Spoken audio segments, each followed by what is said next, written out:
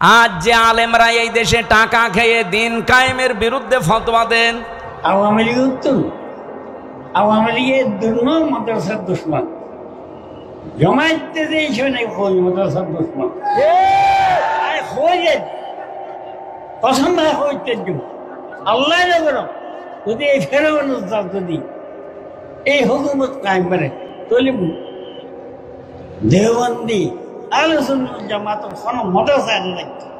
আপনি মাজারের বিরুদ্ধে ফতোয়া দেন না, যেখানে প্রকাশ্য শিরিক হয়, বেদাত হয়। ইসলাম যারা কায়েম করতে চান তাদের বিরুদ্ধে আপনি লাগেন। হ্যাঁ, তাদের পদ্ধতি ভুল হতে পারে, কিন্তু তারা তো দিন কায়েমের বাইরে মানুষের তৈরি করা আইন কায়েম করতে চায় না। আপনি যদি সাহায্য করতে না পারেন, মুখ বন্ধ করার দরকার ছিল আপনার। আর আপনি আরো মানুষের ভেতর বিভ্রান্ত ছড়ানোর জন্য আলেম নাম নিয়ে জালেমের মতো কাজ করছেন। রব্বুল আলামিন জানিয়েছেন, হে নবী, আপনাকে শুধু না, এর আগে বড় বড় নবীদের নাম আল্লাহ নিয়েছেন। হযরতে ঈসা, মূসা, নূহ, ইব্রাহিম, এত বড় বড় পাওয়ারফুল নবীর নাম নিয়ে বললেন আপনাকেও আদেশ দিলাম, তাদেরকেও দিয়েছিলাম যে দিন কায়েম করেন, আমার বিধান কায়েম করেন জমিনে আগে। আর এই বিষয়ে কোনো মত পার্থক্য, কোনো ফতোয়াবাজি করবেন না। হযরত ওমর যেদিন শুধু কোরআন পড়েছিলেন সূরা তাহা, সঙ্গে সঙ্গে তিনি ওপেন হয়ে গেছেন। আর আমরা এমন হুজুর সারা জীবন তো গোপনে আছি, এখন একটা সুযোগ এসেছে তাও বলছে গোপনে আছি। ও মনে হয় কিয়ামতেও গোপনে থাকবে। আরে ভাই, আপনার কাছে কি মনে হয় এই যে সুযোগটা আল্লাহ তৈরি করে দিয়েছে, দলে দলে মানুষ পালে পালে। আমি তো সারা বাংলাদেশের 630টা থানা ঘুরছি, সারা দেশ আমার এই হাতের ভেতরে। আমি তো দেখতে পাচ্ছি অবস্থা কি। জোয়ার যা উঠেছে, আমার বিশ্বাস ইসলাম এবার সংসদে যাবে। আপনি যতই ষড়যন্ত্র করেন জীবনও ঠেকাতে পারবেন না। বিভিন্ন ষড়যন্ত্রের কথা আসবে, কিন্তু এগুলো মোকাবেলা করার জন্য আমরা দায়িত্ব দিয়েছি একজনকে। কে? আল্লাহুম্মা ইন্না নাজআলুকা ফি নুহুরিহিম ওয়া নাউযু বিকা মিন শুরুরিহিম।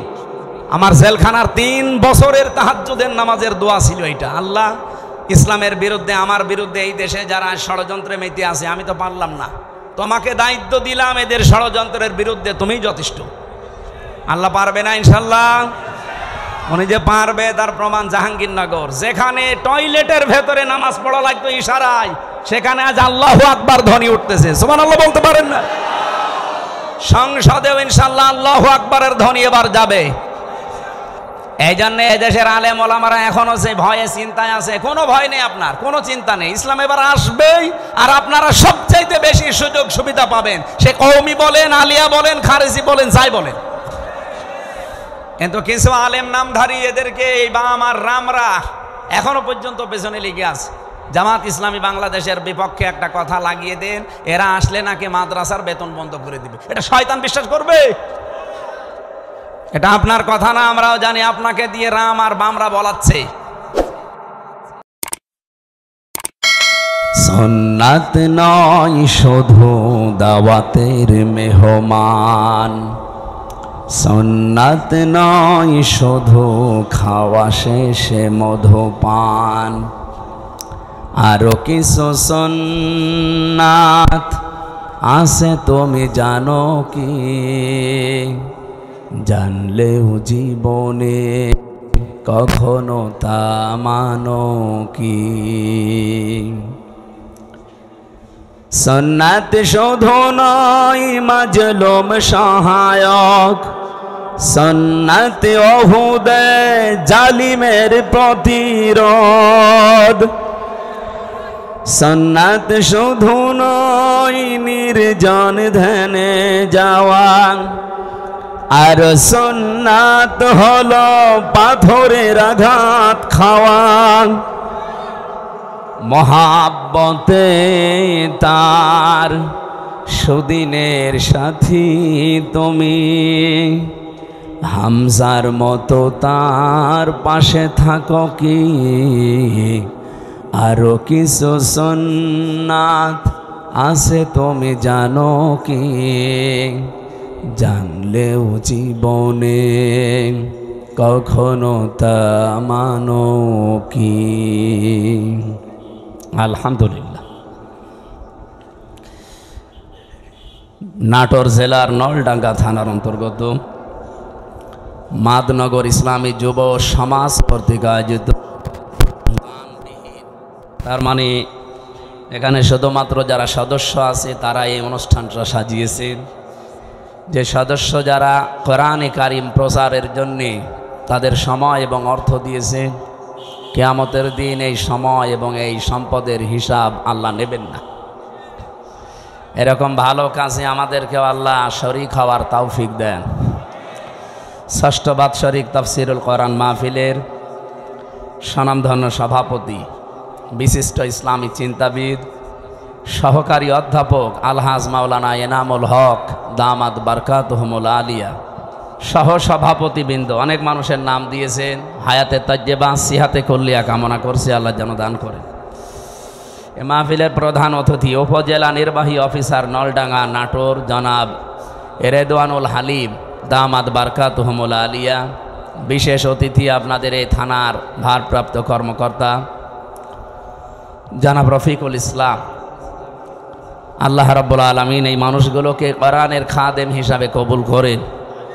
এতক্ষণ যিনি কথা বললেন আপনাদের এই জেলার সন্তান মাওলানা আব্দুল মজিদ, খতিব জজকোট কমপ্লেক্স জামে মসজিদ নাটোর। মঞ্চে বসা আছেন সম্মানিত ওলামা ইকরাম, আপনাদের এই এলাকার যারা, আমি তো অনেকের নাম জানি না, একবারে দোয়া করছি তাদের জন্য। ওয়ারাফা'না লাকা যিকরাক, আল্লাহ এই আলেমদের মর্যাদার সম্মান যেন আরও বাড়িয়ে দেয়। আমি শুধুমাত্র আলেমদের কথা কেন বললাম? এ পৃথিবীতে যত বান্দা বান্দি আল্লাহ বানিয়েছেন, সবচাইতে বেশি ভয় তাকে করে আলেমরা। ইন্নামা ইয়াখশাল্লাহা মিন ইবাদিহিল উলামা, অবশ্যই আমার বান্দা বান্দিদের ভেতরে আমি আল্লাহকে ভয় করে যারা আলেম, আলেমা তারা। এখন আলেম কারা? আমরা তো নামের আগে মাওলানা মুফতি কারি হাফেজ লেখা দেখলেই মনে করি এই আলেম না। আলেম আল্লাহর দৃষ্টিতে ওইটা যাকে আল্লাহ যতটুকু জ্ঞান দিয়েছে, যোগ্যতা দিয়েছে, ওই অনুযায়ী যে কাজ করে। কথা বোঝে? আল্লাহ রাব্বুল আলামিন বলেন, অমান আযলামু মিম্মান কাতামা শাহাদাতান ইনদাহু মিনাল্লাহ আমাল্লাহু বিগাফিলিন আম্মা তা'মালুন। সূরা বাকারার 140 নম্বর আয়াতের শেষের দিকে আছে, আমরা যাদেরকে আলেম মনে করি, বিশাল জব্বা গায়ে আছে, লম্বা চওড়া, বড় বড় দাড়ি, হাতে তসবিহ, দুনিয়ার কোনো খেয়াল নেই। আল্লাহ বলেন না, আমার দৃষ্টিতে বড় জালেম তো ওইটা যার কাছে কোরআনের জ্ঞান থাকার পরে দুনিয়ার কোনো স্বার্থ পেয়ে গোপন করে দেয়। এরকম আলেম এ দেশে 54 বছরে ছিল না, এখন নেই। আগে আরো বেশি ছিল, এখন একটু কমেছে, তারপরও কম না, এখনো অনেকে আছে। ওদেরকে বাতিল যারা, তারা টাকা পয়সা দিয়ে এদেশে যেন ইসলাম কায়েম হতে না পারে সেই জন্যে তাদের ব্যবহার করছে। ঘোষক বলছিলেন কি যেন, যে এমন ওয়াজ করেন যেন এই এলাকায় সাদাবাজি না হয়, এলাকায় মানুষ খুন না হয়। তা আমরা তো ওইটাই চাই, ওইটা যেন আসতে না পারে। আমি একটা হাদিস পড়ছিলাম আজকে আসার সময়, নবীজি বলেন, আর ইবনে ওমর রাদিয়াল্লাহু তাআলা আনহু قال قال النبي صلى الله عليه وسلم فاتبعوا الصراط الاعظم। তোমাদের ভেতরে যাদের দ্বারা ইসলাম কায়েম করা খুব দ্রুত সম্ভব বলে মনে হয় তোমাদের, তোমরা তাদেরকে অনুসরণ করবা, সাহায্য করবা, পেছনে থাকবা। আপনি সব বাদ দিয়ে নিরপেক্ষ দৃষ্টি দিয়ে বলেন তো, বাংলাদেশে এখন ৭৩টার উপরে দল আছে। আমি যতটুকু অ্যানালাইসিস করেছি এই দেশ নিয়ে, যতটুকু দেখলাম, বাংলাদেশে ইউনিয়ন পরিষদ থেকে শুরু করে আন্তর্জাতিক পরিমণ্ডল পর্যন্ত সুচারুরূপে দুর্নীতি ছাড়া, বাস্তবতার সাথে আল্লাহর বিধান দিয়ে চালানোর ক্ষমতা এখন এই দেশে জামাত ইসলামীর আছে।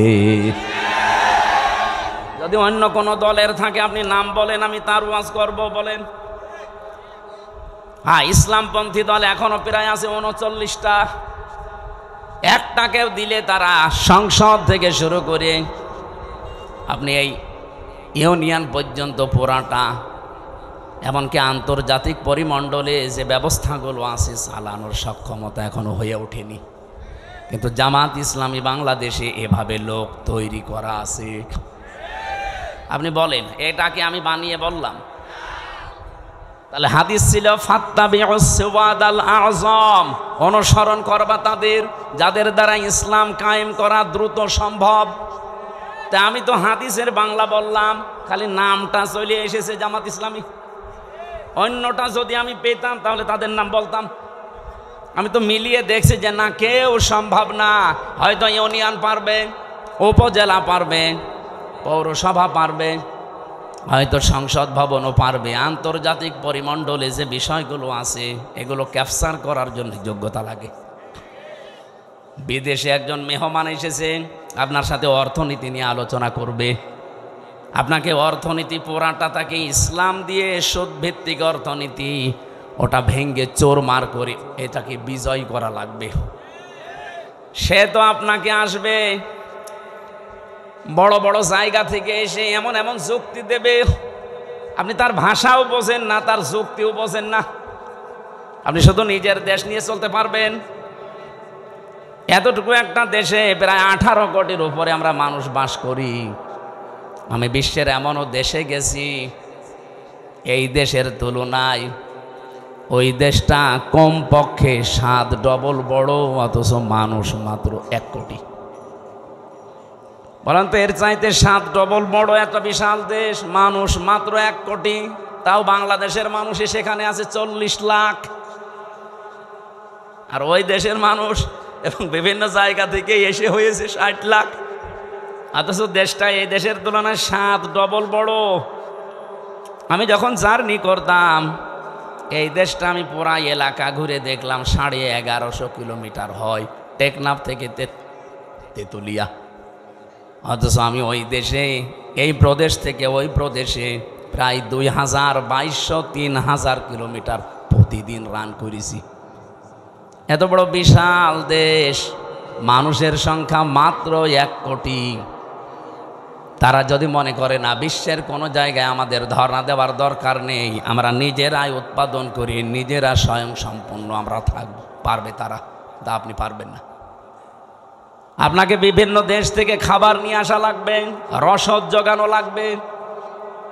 আন্তর্জাতিক পরিমণ্ডলে যে ব্যবসা বাণিজ্যগুলো আছে, রেমিটেন্স যোদ্ধা যারা আছে, ওরা যদি সব বন্ধ করে বলে যা তোর দেশে ফেরত যা, আপনি ভিক্ষা করে খাবেন। রোহিঙ্গারা তো আছে, যাই হোক আপনি রোহিঙ্গার বাবা হয়ে যাবেন। এই জন্য বাস্তবতার দিকে তাকিয়ে বলছি ভাই, আমরা যা দেখতে পাচ্ছি এই হাদিসের আলোকে, ইউনিয়ন পরিষদের মেম্বার থেকে শুরু করে আন্তর্জাতিক পরিমণ্ডল পর্যন্ত সব জায়গায় সততা এবং যোগ্যতা এবং দুর্নীতি মুক্তভাবে এরা যে চালাতে পারে তার প্রমাণে 1 বছর 1 মাস। 1 বছর 1 মাসে এদের ভেতরে একটা চাঁদাবাজি মানুষ পাওয়া যায়নি। ডাইল খোর নেই, মদ খোর নেই, এমনকি বিড়ি খোরও নেই। আপনি বলেন, যদি ধরিয়ে দেন তো বলেন যে অমুক বিড়ি খায়। হ্যাঁ, যদি কয়েকটা খায়ও মনে করবো কেবল নতুন এসেছে। গত পরশুদিন জমান নামাজ পড়ে বের হলাম, 18 জন এসে আমারে বলছে হুজুর আমরা এতদিন মানুষের তৈরি করা আইনের পক্ষে ছিলাম, এখন আর নেই। এখন আমরা দিন কায়েম করতে চাই। এই পদ্ধতি যেহেতু বাংলাদেশ জামাত ইসলামী এখন এগিয়ে আছে, সুতরাং আপনি আমাদেরকে এই দলে নিন। আমি বললাম কালেমা পড়ানো লাগবে? বলছে না, কালেমা আমরা জানি, কিন্তু এতদিন ভুল পথে ছিলাম। আমি জোয়ার যা দেখছি, সারা দেশে যে জোয়ার উঠেছে, সরা নসরের আয়াতগুলো মনে হচ্ছে আল্লাহ এই মাত্র বাংলাদেশে আবার নাজিল করল। বিশেষ করে ডাকসু আর জাকসুর পরে অনেকে এখনো চাপাবাজি করছে, যা ডাকসু জাকসু কি হয়, কি হয় মানে? আপনার এত ভয় কেন? কোরআনে কারিমে আল্লাহ জানিয়েছিলেন, কোরআনের কথা তো আর মিথ্যা হওয়া সম্ভব না। ইদা জা নাসরুল্লাহি ওয়াল ফাত, যখন আসবে আল্লাহর সাহায্য তখন আপনি বিজয় দেখতে পাবেন। আর বিজয়ের সূচনা কি, নমুনা কি, সিমটাম কি, চিহ্ন কি, এগুলো আল্লাহ একটা একটা করে দিচ্ছেন। ওয়ারাআইতান নাসা ইয়াদখুলুনা ফি দীনিল্লাহি আফওয়াজা, আপনি হে নবী আপনি দেখতে পাবেন দলে দলে পালে পালে মানুষ ইসলামে প্রবেশ করছে। ইসলাম মানে জামাত ইসলামী না, ইসলাম মানে যারা দিন কায়েম করতে চায় জমিনে, এটাই আসল ইসলাম। এদেশে বহু ইসলাম আসে, তারা দিন কায়েম করতে চায় না, তারা আরো বিরোধিতা করে। এই কথা বলেন না কেন? এই জন্য অনেক আলেম লেগে গেছে ইসলামী আন্দোলনের বিরুদ্ধে। একামতে দিন যারা কায়েম করতে চায় তাদের বিরুদ্ধে ফতোয়াবাজি পর্যন্ত অনেক নাম করা আলেম করছে। আমার নাম ধরা লাগবে? এগুলো তাদের মুখের কথা না, ওদেরকে বলানো হচ্ছে। আপনি দেখেছেন এই দেশের একজন নাম করা পীর, সে পর্যন্ত স্ট্যাটাস দিয়েছে যে এতদিন আমরা জামাতি ইসলামের বিরোধিতা করতাম, আওয়ামী লীগের পামে পড়ি। ও সব বলে ফেলিস যে ওদের ধোঁকাবাজিতে, ওদের প্রতারণায়, ওদের কথা মতো বিরোধিতা করতাম। এখন দেখছি এই দেশে ইসলাম ইউনিয়ন থেকে সংসদ পর্যন্ত পূর্ণাঙ্গভাবে চালানোর সব জায়গায় লোক আছে জামাত ইসলামের। অন্য কাউকে দিলে তারা পারবে না, অন্য কোনো হুজুর পার্টিকে দিলে তো পারবেই না। এমনকি জেনারেলকে দিলে আপনি দেখবেন বাবা শাহজালাল সব হালাল হয়ে গেছে। আমরা কি ওই দৃশ্য আর দেখতে চাই না? চ্যাম্পিয়ন হয়েছে পরপর কয়েকবার, এবার এই দেশ চ্যাম্পিয়ন হবে ইসলাম দিয়ে ইনশাআল্লাহ। এই জন্য আমি নাম নিলাম না, কারণ আলেমদের একটা মর্যাদা আছে। এরা যদি ফিরে আসতে চায় তাহলে এরা আল্লাহর দরবারে আলেম, আর যদি এই অবস্থায় থাকে এদের মরণ হবে বালাম বিন বাওরার মতো। আলেমদের মর্যাদা এত বেশি পড়েছি আমি হাদিসে, বিশ্বনবী জানিয়েছেন কিয়ামতের দিন। আমি এটা এই যে কয়েকদিন আগে আসলাম মদিনা থেকে, মদিনার ইমাম যিনি মসজিদে নববীর অনেক খুতবা দিচ্ছিলেন এলেমের উপরে, ওনার শেষ কথা ছিল এইটা। হাদিসটা উনি আরবিতে পড়ার পরে ব্যাখ্যা করছিলেন আবার আরবি দিয়ে। আমি বাংলায় বলছি, উনি যে কথা বললেন এটার সারমর্ম এটা, কিয়ামতের দিন আলেমদেরকে আল্লাহ যখন বিচার করবেন ওদেরকে আল্লাহ পর্দা দিয়ে ঘিরে নেবেন, আলাদাভাবে ঘিরে নিয়ে বলবে মাওলানা এনামুল হক এই করেছিলি, জিজ্ঞাসা করবে এই করেছিলি, প্রত্যেকটা কথার জবাব দেওয়া লাগবে যে হ্যাঁ। রব্বুল আলামিন ওর মুখের কাকতি মিনতির দিকে তাকিয়ে বলবে গোপনে তোরে মাফ করে দিলাম, কাউকে বলবি না, জান্নাতে চলে যা। কিন্তু সে আলেমও তো আবার থাকা লাগবে। আপনি যদি কোরআনের কোনো বক্তব্য জানার পরেও দুনিয়ার কোনো স্বার্থ পেয়ে, সিদ্ধি পেয়ে যদি গোপন করে রাখেন, আপনি আল্লাহর দরবার আর আলেম নেই, আপনি পুরা জালেম হয়ে গেছেন। আল্লাহ শব্দটা উল্লেখ করলেন আজলাম, এটা সুপারলেটিভ ডিগ্রি। এর চাইতে বড় শব্দ আরবিতে আর হয় না। সব চাইতে বড় জালেম আল্লাহর কাছে ওই লোকটা যে তার জ্ঞান অনুযায়ী, যোগ্যতা অনুযায়ী আমল করে না। এই জন্য যারা এখানে বসে আছে আলেম নাম নিয়ে, তাদের মর্যাদা আর সম্মান এমনি কামনা করি নাই। রব্বুল আলামিন যেন কিয়ামতের দিন ওই হাদিসের আলোকে আমাদেরকেও তার ভেতরে শামিল করে মাফ করে দেন। সামনে বসা মুসলমান ভাইরা, পর্দার আড়ালে সম্মানিতা মা এবং বোনেরা, প্রাণপ্রিয় নাটোরবাসী, আমার বাড়ি তো খুব বেশি দূরে না, কুষ্টিয়া। আমি কুষ্টিয়া থেকে অন্তত 1-150 কিলোমিটারের ভেতরে যদি আসি, আমার মনে হয় যে আমি বাড়ি বসে আছি। এর চাইতে একটু দূরে গেলে মনে হয় যে পাশের গ্রামে গেলাম। তো যেহেতু পাশাপাশি আছে, এখনও 100 কিলো হয়নি, 80 কিলো আর 15 কিলো, 95 কিলো। তো সেই হিসাবে আমার মনে হচ্ছে যে আমি কেবল ম্যাডামের কাছে খাবার খেয়ে এই যে উঠলাম। সুতরাং আমরা ঘন্টাখানিক সময় চাচ্ছি, একটু গরম লাগছে বেশি। আমার ভাইরা, কোরআনে কারিম থেকে আমি যতটুকু বাস্তবতা বুঝেছি, আমার বয়স কম হতে পারে আপনার তুলনায়, কিন্তু বিশ্ব দেখা আপনার তুলনায় অনেক এগিয়েছে আল্লাহ আমাকে।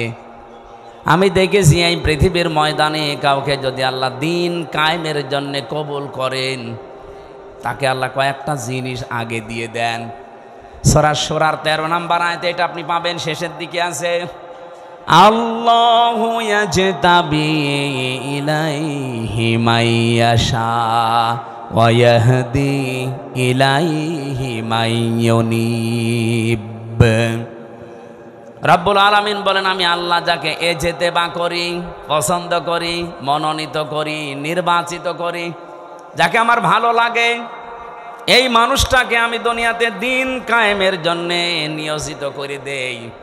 ও পৃথিবী একদিকে দিয়ে দেবেন, দিন কায়েমের আন্দোলন ওর কাছে একদিকে আল্লাহ করে দেবে। আল্লাহ বলেন, আমি কেন করি জানো? ওয়া ইয়াহদি ইলাইহি মাইয়ুনিব। যে লোকটা দুনিয়াতে মন থেকে আমি আল্লাহর দিনের দিকে সত্যিকার অর্থে ফিরে আসতে চাই, তাকে আল্লাহ এইভাবে নির্বাচিত করেন। আপনি আন্দাজে আসতে পারবেন না, আপনার মন আগে দিনের দিকে ফিরে আসা লাগবে ইখলাসের সাথে। সুতরাং এই দেশে যারা দিন কায়েমের জন্য চেষ্টা চালায়, আপনি বিশ্বাস করতে পারেন আল্লাহ আপনাকে সবার ভেতর থেকে বেছে নিয়েছেন, নির্বাচিত করেছেন, পছন্দ করেছেন, মনোনীত করে ফেলেছেন। এর আগের শব্দে আপনি রাখান, যারা মুখস্থ আছে আপনি দেখেন যে বাড়িতে সূরা শূরার 13 নম্বর আয়াতের শেষের আগে আছে, কাবুরং আলাল মুশরিকিনা মা তাদউহুম ইলাই। হে নবী, আপনি যেদিকে মানুষকে ডাকেন যে আসো আমরা সবাই আল্লাহর বিধান কায়েম করি, কারণ আপনাকে শুধু আমি না, পৃথিবীর যত নবী পাঠিয়েছি মাত্র 2 জন নবীকে বাদ দিয়ে প্রতিটা নবীর ওপরে আমার আদেশ ছিল আন আকিমুদ্দিন ওয়ালা তাতাফাররাকু ফি, যে দিন কায়েম করো, আল্লাহর বিধান জমিনে কায়েম করো, এ বিষয়ে কোনো মত পার্থক্য করবা না। আজ যে আলেমরা এই দেশে টাকা খেয়ে দিন কায়েমের বিরুদ্ধে ফতোয়া দেন, আপনি মাজারের বিরুদ্ধে ফতোয়া দেন না, যেখানে প্রকাশ্য শিরিক হয়, বেদাত হয়। ইসলাম যারা কায়েম করতে চান তাদের বিরুদ্ধে আপনি লাগেন। হ্যাঁ, তাদের পদ্ধতি ভুল হতে পারে, কিন্তু তারা তো দিন কায়েমের বাইরে মানুষের তৈরি করা আইন কায়েম করতে চায় না। আপনি যদি সাহায্য করতে না পারেন, মুখ বন্ধ করার দরকার ছিল আপনার।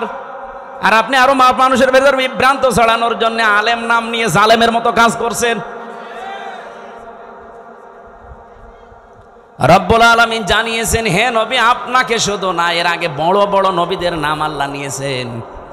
হযরতে ঈসা, মূসা, নূহ, ইব্রাহিম, এত বড় বড় পাওয়ারফুল নবীর নাম নিয়ে বললেন আপনাকেও আদেশ দিলাম, তাদেরকেও দিয়েছিলাম যে দিন কায়েম করেন, আমার বিধান কায়েম করেন জমিনে আগে, আর এই বিষয়ে কোনো মত পার্থক্য, কোনো ফতোয়াবাজি করবেন না।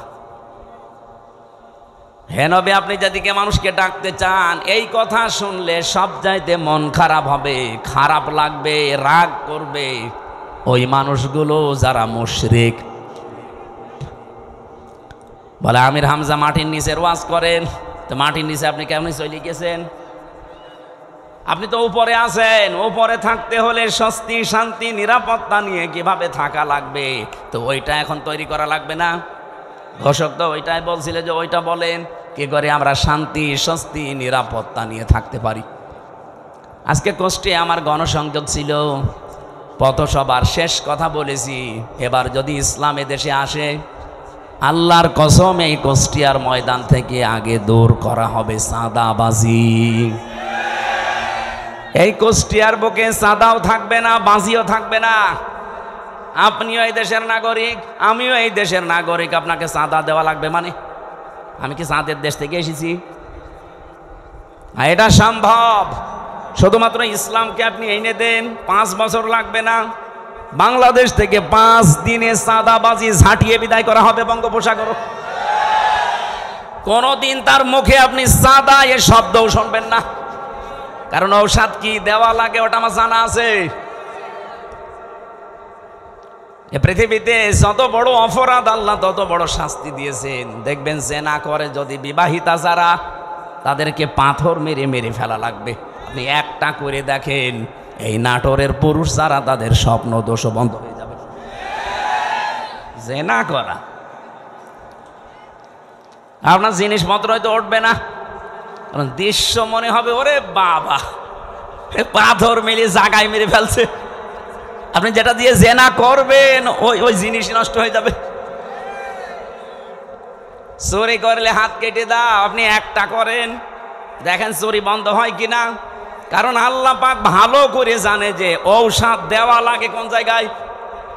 যারা ডাকাতি করে, যারা সন্ত্রাসী করে, যারা সাদাবাজ, তাদেরকে বিপরীত দিক থেকে অঙ্গ প্রত্যঙ্গ কেটে দেওয়ার নিয়ম সূরা মায়েদায় আছে।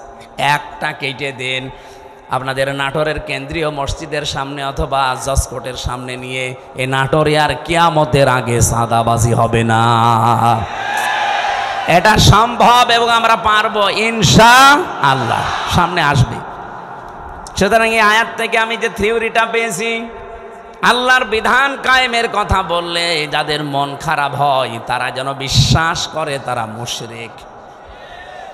আপনি হয়তো বলতে পারেন কি আমি নামাজ পড়ে আসলাম, আরে ভাই আপনি টের পাচ্ছেন না যে কোনো কায়দায় আপনার দ্বারা শিরিক হচ্ছে, প্রকাশ্যে হোক গোপনে হোক। আর যারা শিরিক করে তারা কি বলেন বলেন, এর চাইতে আর স্পষ্ট কি বলা যায়? অবশ্যই আপনার দ্বারা কোনো না কোনো ভাবে শিরিক হচ্ছে, নয়তো আল্লাহ বলতো না যে কাবুরু আলাল মুশরিকিন, যে মুশরিকদের কাছে খারাপ লাগবে। মা তাদউহুম ইলাই, আপনি যেদিকে মানুষকে ডাকছেন এই কথা শুনলে সবচাইতে বেশি খারাপ লাগবে, মন খারাপ হবে, রাগ করবে। এমনকি ওয়াইদা তুতলা আলাইহিম আয়াতুনা বাজ্জিনাতিন তারিফু ফি ওয়ুজুহিল্লাযিনা কাফারুল মুনকার। এটা সূরা হজের ৭৮ কি সূরা হজের ৭০-৭২ নম্বর আয়াতের ভেতরে আছে। রব্বুল আলামিন বলেন, হে নবী, যখন কোরআনের ব্যাখ্যাগুলো আপনি বিশ্লেষণগুলো তেলাওয়াত করে করে শোনাবেন, তখন দেখবেন যে মানুষগুলো বুঝে ফেলেছে যে কি বলতে চায়। আপনার প্রতি দেখবেন ওরা মাত্র শরবত নিয়ে মিষ্টি নিয়ে আসবে না, ওরা আপনাকে মনে হবে খেয়ে ফেলবে। আমারও তো মনে হচ্ছে আয়াতটা বাংলাদেশে এখন মিলে যাচ্ছে। হুজুর কোরআনের কথা বলবেন, তা আমি কি এটা বাইরের কথা বললাম? কোরআনটা আমি আমার মন মতো গলার সুর দিয়ে আমি যখন তেলাওয়াত করি আপনার ভালো লাগে। ওটা মাতৃভাষায় বলতে গেলে আপনার কাছে মনে হয় যে নিজের দিকে যাচ্ছে, নিজের দিকে যায়। এই কারণে কারণ আপনি এই কাজগুলো দুনিয়ায় করেন। অনেক জেলায় যাওয়ার পরে আমার কানে কানে মুখ নিয়ে বলে, হুজুর আমার বিরুদ্ধে বলবেন না। তা আমি আপনার বিরুদ্ধে বলবো? আপনার আমি চিনি। কোথায় আমার বাড়ি কুষ্টিয়ায়, কোথায় আপনার বাড়ি সেই সিলেট, মৌলভীবাজার, সুনামগঞ্জ, সেই দোয়ারা বাজার, যেতেই লাগে 2 দিন। তা আমি আপনাকে জীবনে দেখে নিয়ে চিনি না, আপনার বিরুদ্ধে বলবো কেন? বলছে না, আপনি যা বলেন আমি দেখি আমার বিরুদ্ধে যাই। তার মানে আপনি ওই কাজ করেছে। জেলে যাওয়ার আগে একবার গিয়েছিলাম খুলনা রূপসা থানা। আমি আলোচনা শুরু করব হঠাৎ করে, সেই সময় তো একেবারে রমরমা জালেমদের, উনি ওই এলাকার সভাপতি, ওই ফ্যাসিস্টদের এসে আমারে বলছো, হুজুর মাটির নিচের ওয়াজ করবেন? আমি বললাম না। ওপরের ওয়াজ করবেন? হ্যাঁ। ওপরের ওয়াজ যদি করেন, ওপরে আপনাকে আমি একটা সাবজেক্ট বলে দেই, পারিবারিক জীবন নিয়ে কথা বলবেন। ঠিক আছে, আপনি আমার যেখানেই লাগাবেন আমি ঘুরে ফিরে দিন কায়েমের কথাই বলবো, কারণ এইটাই আসল কাজ। এইটা না হলে জীবনেও এই দেশে বসবাস করার উপযুক্ত পরিবেশ আপনি পাবেন না। বলেন তো, খালি 2 জন নবী বাদ দিয়ে পৃথিবীর কোন নবীর জীবনে আমি পড়ে পাইনি যে তাকে আল্লাহ আদেশ দেয়নি। প্রত্যেকটা নবীকে, খালি 2 জন নবীকে আল্লাহ বলেন না, একটা আদম আলাইহিস সালাম আর একটা সুলাইমান নবী। কারণ আদম নবীর সময় মানুষজন ছিল না, আর সুলাইমান নবী ওনার বাবার কাছ থেকে রাজত্ব পেয়েছিলেন, তো উনি আবার কি কায়েম করবে? বাকি কোন নবীর জীবনী পড়ে আমি পাইনি যে তাদেরকে আল্লাহ নির্দেশ দেয়নি যে আনাকিমুদ্দিন, দিন কায়েম করো। নামাজ পড়া যেমন ফরজ, এমনকি বহু নবীর জীবনে আমি পড়েছি তাদের জীবনে নামাজ ছিল না, তাদের জীবনে রোজা ছিল না, কিন্তু তাদের জীবনে দিন আল্লাহর বিধান কায়েম করা লাগবে এইটা ছিল। আল্লাহর বিধান আরো আছে যেগুলো, ওইগুলো। আমার ভাইরা, এখান থেকে আপনার জন্য আমার যেটা বক্তব্য, যদি আপনার মন খারাপ লাগে তাহলে আপনি বুঝে নেবেন যে আপনার দ্বারা যেহেতু শিরিক হচ্ছে আর আপনি মুশরিক, মুশরিকের কোনো ইবাদত কবুল হওয়ার সম্ভাবনা আছে। এতটুকু বললেন। কি আছে আপনি জানেন কোরআনে কারিমে এত কঠিন কথা মুশরিকদের বিরুদ্ধে? অকদিমনা ইলা মা আমিলু মিন আমালিন ফাজআলনাহু হাবাআম মানসুরা। কিয়ামতের দিন মুশরিকদের আমল নামাটা আল্লাহ এভাবে দেখবে, যেই দেখবে শিরিকের ওটা ধুলি কণার মতো মুখের উপরে নিক্ষেপ করবে। আজ তো শুনতে খারাপ লাগছে, কিয়ামতে কোটি কোটি মানুষের সামনে যখন নিজের কাজ কারবার ধোলার মতো নিক্ষেপ হবে তখন টের পাবেন। সব চাইতে বড় আশ্চর্য কথা কোরআনে মুশরিকদের বিরুদ্ধে, ইন্নাহু মাই ইউশরিক বিল্লাহ ফাকাদ হারামাল্লাহু আলাইহিল জান্নাহ ওয়া মাআওয়াহুন নার। রব্বুল আলামিন বলেন, আমি আল্লাহ নিজে হারাম করে দিয়েছি জান্নাতটা মুশরিকদের জন্য। অথচ বাংলাদেশে বহু মানুষ যে শিরিক করে ও জানেও না। এই জন্যই তো তাফসীর মাহফিলের আয়োজন করেছে। আমরা জেনে হোক না জেনে হোক শিরিক করে যদি মুশরিক হয়ে যায়, তা কিসের ঈদগায় মাহফিল দিয়েছেন, কিসের মসজিদ বানাচ্ছেন? আশা করছে আপনার আজকে বিবেক খুলবে। আরে ভাই, আপনি আমল না করেন, ইমানটা নিয়েও যদি যেতে পারেন তাও তো জাহান্নামে যাওয়া লাগবে না। আর ইমানও আপনি এনেছেন, শিরিকও করছেন, আপনি জান্নাত আপনার জন্য হারাম। এতটুকু আল্লাহ যদি শেষ করে দিতেন আমি আয়াত বলতাম না, ও মাওয়াহুন নার, আল্লাহ তার আশ্রয়স্থল বানাবে জাহান্নাম। আমার তো আয়াত পড়ার পরেই বাংলাদেশের দিকে তাকিয়ে ভয় হয়, এদেশের বহু মানুষ অলরেডি শিরিক করে জাহান্নামী হয়ে গেছে।